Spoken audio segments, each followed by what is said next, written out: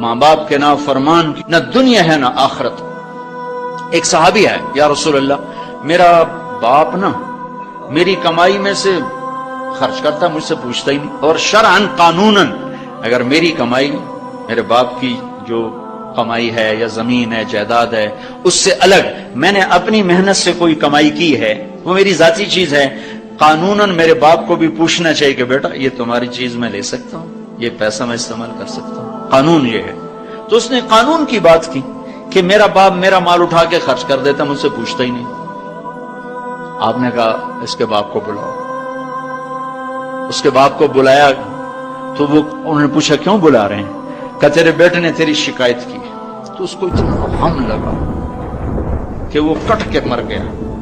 اور عرب کی شاعری تو پھر پوری دنیا میں مشہور ہے، آج بھی مشہور ہے۔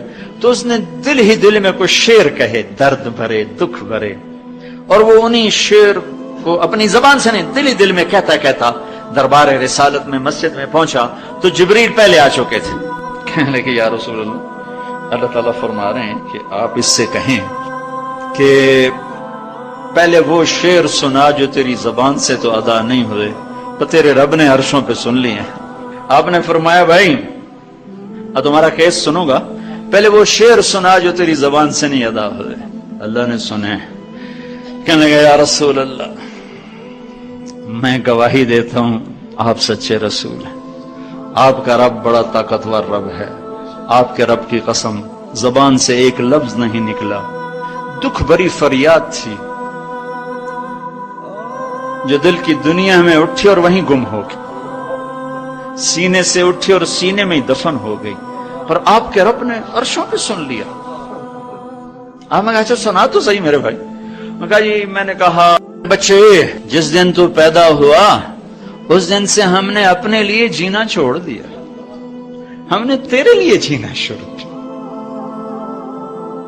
گرمی سے لڑے، سردی سے لڑے، موسموں سے لڑے، حالات کے آہنی پنجوں سے رزق نکالا، جبڑوں سے رزق نکالا، جوانی کو قربان کیا، صحت کو قربان کیا، اپنے جذبات کو سلا دیا، تیرے چہرے کی ایک مسکراہٹ دیکھنے کے لیے ساری ساری رات کام کیا، سارا سارا دن کام کیا، کبھی دھوپ میں کبھی سردی میں، کبھی گرمی سے لڑا کبھی سردی سے لڑا، کبھی موسم سے لڑا کبھی بھوک سے لڑا، تجھے کھلایا خود بھوکا رہا، تجھے پلایا خود پیاسا رہا، تجھے چھاؤں میں لٹایا خود دھوپ میں بیٹھا، تجھے سکھ پہنچایا خود دکھ جھیلا، میری تو زندگی پھر تیرے لیے ہوگی، میں نے اپنے لیے جینا چھوڑ دیا۔